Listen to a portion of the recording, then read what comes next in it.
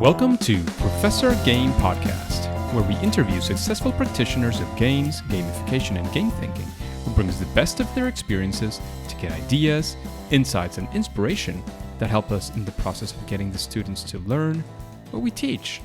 And I'm Rob Alvarez. I teach and work at IE Business School in Madrid, where we create interactive and engaging learning materials.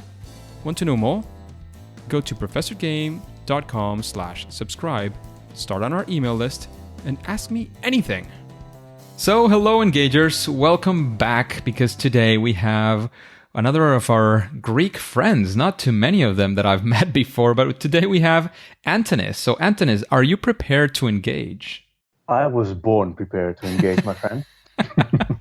Let's do this, because Antonis Triantafyllakis, is that the right pronunciation? That is the story of my life. My surname has been the hardest thing to share with people that I hope care. Triantafyllakis is the right way to pronounce it, but please don't bother. Triantafyllakis, there you go. Not too bad. Not too bad. I wasn't so far away, I have to say. I have to pat myself on the back. Yeah.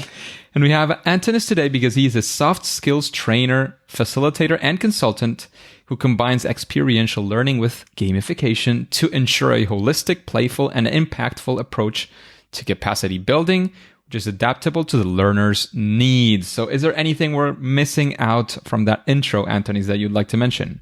No, because I wrote it. There you go. Fantastic. So Antonis, let's get started, because we want to know, what does a regular day, week, or, what does it feel like to be Antonis in a day, like whichever day that could be? Right. Well, I would describe my life as a constantly in transition. And what I would describe my average day as would be weird, because every day is kind of different. And my day routine, if you want to call it that, although I hate the word routine, which probably gives you a hint for what I'm about to say, is that it really depends on what projects I am engaged into at the moment and what location that project is in. Because I really enjoy traveling. It's my favorite game is traveling. So point collecting in airlines as well, I'm sure. Yeah, well, let's say experience collecting rather than point collecting. So yeah, my day depends on where I am and what I have to do where I am.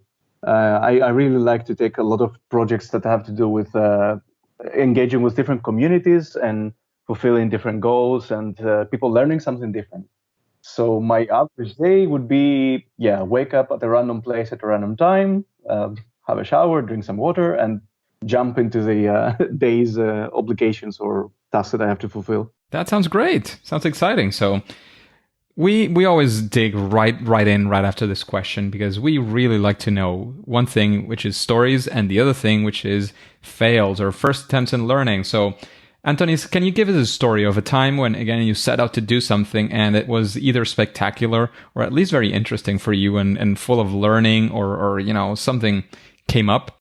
A story of that fail, that first attempt in learning that maybe even led to future success. Do you have a story you can tell us? One that I can say is that because about a year ago, I made the big decision to move to Berlin to have a permanent address somewhere, and that was in the transition that I tried to make to combine or jump from almost exclusively volunteering for international youth work to also work for the private sector and try to make a living out of what I discovered I love doing, which is helping people develop skills.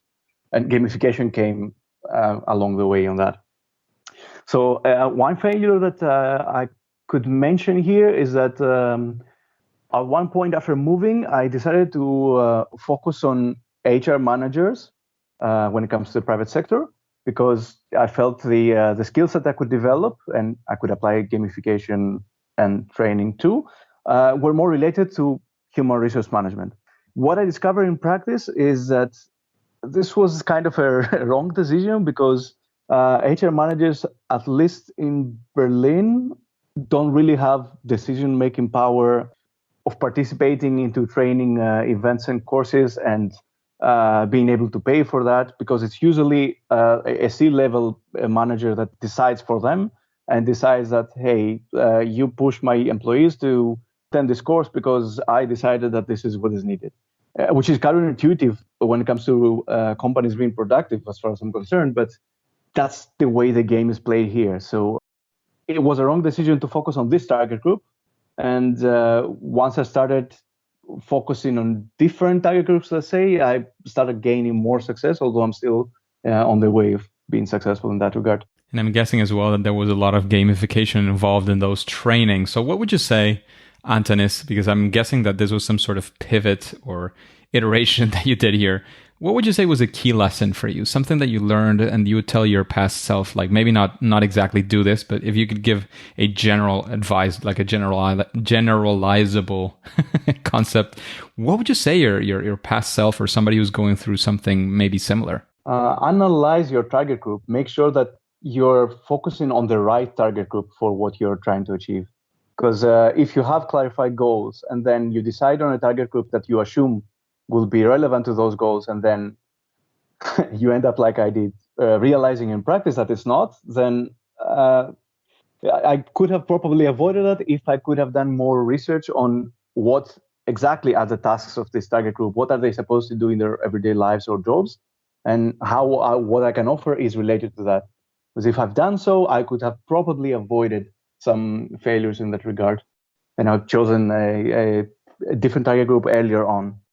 That makes sense. I just have a follow up to this, because it's easy to think sometimes. Well, to think, of course, when you're in the weeds, you're there in the middle of the whole situation. It's not so easy. But thinking back, you say, well, I could have analyzed more. But there's also it's a tension between analyzing too much and analyzing too little. Like, would you have any advice for people who are in that situation?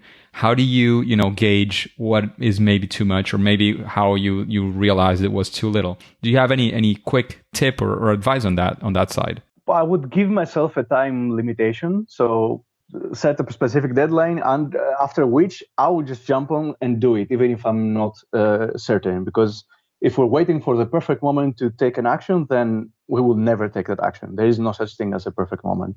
So analyze up to the point that it makes sense. And if I see myself, I'm looping again and again to the same arguments, and I've reached my deadline, then that's it. I've done my analysis. I'll go for it. And if it works, then it works. If not, a lesson for a new day. Test it against some actual real action. That makes a lot of sense to me as well. So that was a great story. And Antonis, we would like also to get into another story. And this time of a story actually of success, because we're not just about failure or fails. We also like to see what happens with success. So do you have a story related, of course, to gamification or gameful attitude and similar, where, you said you had this objective, you wanted to achieve something, and you actually did? And maybe we'll draw some conclusions from that as well. So from the professional failure, I will switch to a personal success. One thing that troubles, pretty much everyone I know, is to develop the habits that you desire to develop in your life, especially regarding healthy living and a healthy attitude towards work-life balance and all that. So one thing that I managed to do at a quite successful level, although there's always the enemy of the what's the saying? The enemy of the perfect is the enemy of better. So there's always room for improvement. But one thing that I managed to do successfully is to get myself into the diet that I want to choose, to have a regular workout schedule, to drink enough water per day, etc., to develop healthy habits. And the way I did it is actually by gamifying my habits. So I connected my to-do list to a passive gamification application called Loresum. So I would be getting points every time I would fulfill a task that I've set for myself.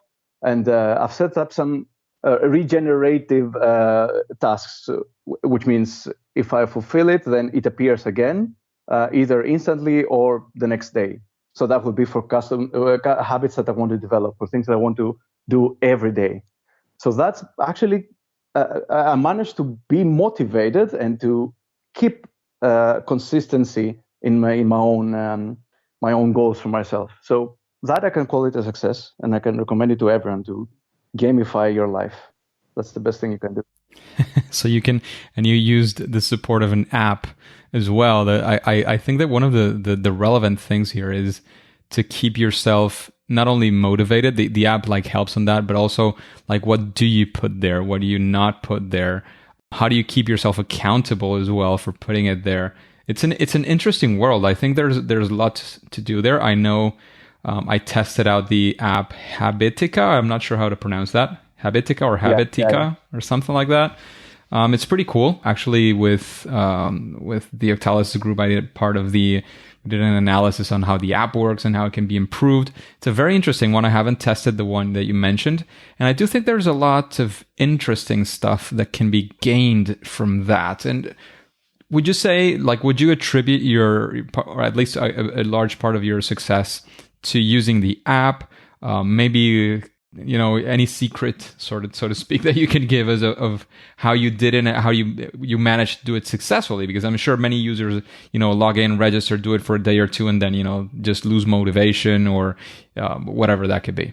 Yeah, the key secret is because I've tried Habitica since before it was named Habitica. The problem that I found is, even though it's a really amazing application, is that I realized that there is a difference between applications like that, which you have to put a lot of effort into designing your own game and designing your tasks and creating an entire strategy, which is extra effort, and applications like your average fitness tracker, for example, which does this passively. You don't have to put extra effort on top of the effort you're putting for fulfilling the task.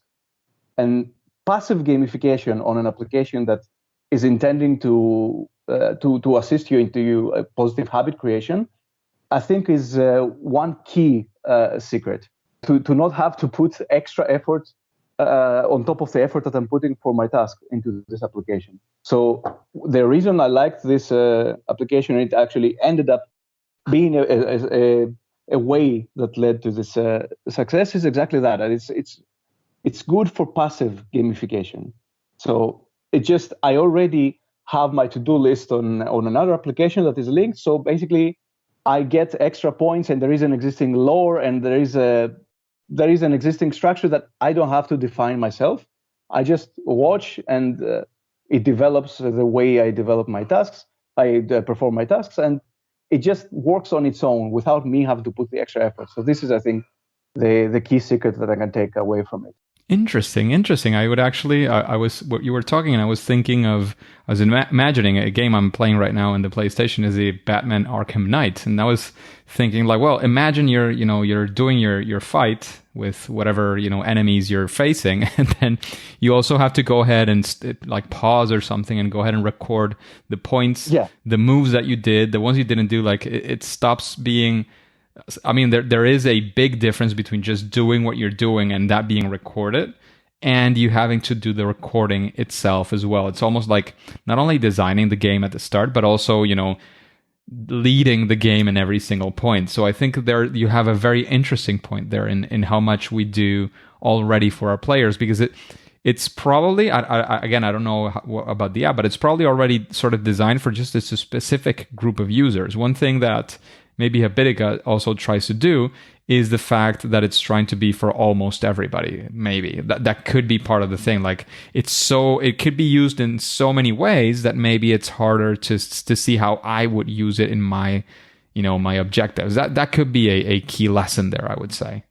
Yeah, for sure. And I'm not downplaying Habitica at all. It's an amazing application. Yeah, absolutely. It's just that for me, this is the problem, that I have to create my entire thing first, and then I will have to gain any kind of success. While in a simpler application, it's just there. Like you said, with a game, you don't have to record your own success. It's just there. It takes more effort from the designer's point of view, though. I say it in practice when I am applying gamification into learning, is that I have to put twice the effort as a trainer, learning designer, whatever you want to call it, myself, in order to create the right structure where the participants will be feeling like they're playing. It's exactly that they don't have to put any extra effort. They get anything that I have to give them, they get them directly after fulfilling a task. So that's a key point. And it brings us back to something that I've mentioned, I think, quite a few times before. And I would argue that this is a design. This is a design in general, gamification and game-based learning and all these things related to games. You have to see it from the design perspective because you're designing for somebody. And talking about designs, do you have some sort of process, some sort of structure when you're going to design one of these solutions? How do you do it? What's your mental process? How do you structure this, or don't you structure it, which could be the case as well? Can you run us through that way that you do things? The main thing that I start with is clarifying the goals that I want to achieve. So writing down very, very clearly and very, very specifically what at the end of the whole game or course or process the participants will have gained. So what skills they will develop, what new pieces of knowledge they would have gained, the things that I want very clarified and very narrowed down to specifics, what they will have achieved. And then I basically reverse engineer from the needs assessment that I have done beforehand to the goals that I want them to achieve at the end. What are the necessary steps? And then I break it down to the 4 stages of gamification of a game. Discovery, onboarding, scaffolding, end game. So I break it down into those stages, and I see at each stage what do I want them to have achieved, and I try to juxtapose because I usually do it in residential workshops. I gather teams of people and I develop a training course for them. So actions in order for them to develop a skill. So I basically juxtapose the 4 stages of a game to the 4 stages of experiential learning because there is a very, very clear correlation. So I try to see every action that they have to take on each stage. Does it actually fit in this fit the goals that I've set and the stage of experiential learning that they're in? So this is how I design it. Absolutely, and it makes sense as well. It's very interesting because you're as we do in gamification, game-based learning, all these things, you're taking from that experience that games already have, and that's, I think, one of the powers of doing this in this day and age. You're taking all of that understanding that we have from games and you're applying it to something else, which in this case is training and upskilling and so on. So I just have a quick question. This applies even to it because the 4 stages, usually many people see them as, sort of a long process. Like this is, the onboarding and that could be, maybe the first day, and then, scaffolding and so on could be maybe a week. Does this also apply in your case, at least, to a 1-day or maybe even 2-day workshop? I apply it to everything from a 1-hour workshop to a full week course. And I apply it because it makes sense in the in cognitive terms. So it makes sense in the way people learn. So I try to apply it as much as possible. But then that leads me to another point. Your question leads me to this other point that many people, both in the nonprofit sector, which I have more experience, and in the for-profit sector, try to fit in too much information into too little time. So they end up basically overcrowding every part of their session or course with too much information, and they think that's learning. But it's not learning. Unless you actually perform an action that requires you to use the knowledge that you've gained, then you haven't really learned it. So if I see, even if it's a beautifully made PowerPoint presentation with a lot of information on a slide, that doesn't mean I've learned what I see there. I need to actually perform some action. So it's very important to narrow down what pieces of knowledge and what skills you intend to develop into what is actually realistic to fit into the time that you have given. And it's always a wise decision to put less. Yes, it does. And that makes a lot of sense. Just a quick break before we continue. Are you enjoying this podcast? If you're listening through a podcasting app, please subscribe and rate us on the app. This will be of great help to reach more engagers so we can change the world together through gamification. So, Antonis, we always like to get into other kinds of topics as well. And we have this question about sort of best practices or an element, an idea, strategy that you think that almost any gamification, game-based learning would benefit from. Like, is there, again, not a silver bullet, but something that you would say, well, if you think about it this way, or if you do these things, usually this will improve or make your project even fantastic. Do you have such an element? Yeah, and I will try in this quick questions round to think completely out of the box because I like doing that. So I will give answers that may be seemingly unrelated. And my first answer then would be impact. Consider the impact of the course or the action or the game.